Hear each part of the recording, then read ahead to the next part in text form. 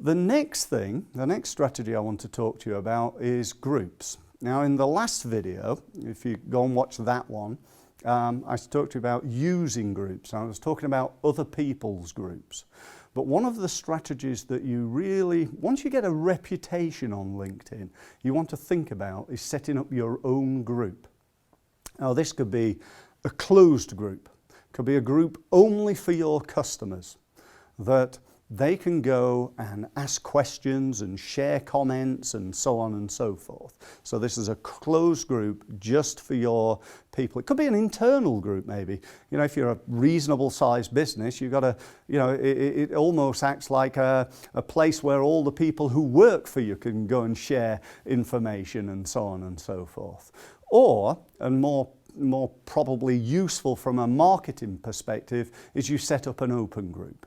You set up an open group and you start to drive traffic and grow members and so on and so forth. So you need to be very proactive on LinkedIn and getting people to join your group. And when they do, they share the group with other people and the comments, and the whole thing sort of snowballs until you get, you know, there are groups on LinkedIn with like 2 million members.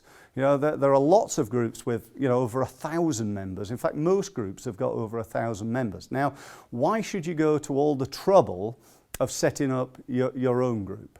Well, the truth is, it's a little bit like setting up your own networking group.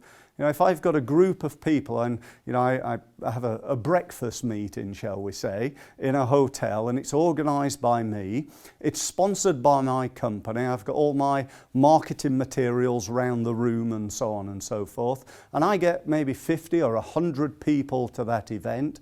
I can stand out at the front and talk to them about business and marketing and you know, tell them a little bit more about what I do and so on and so forth, because I'm sort of the main man.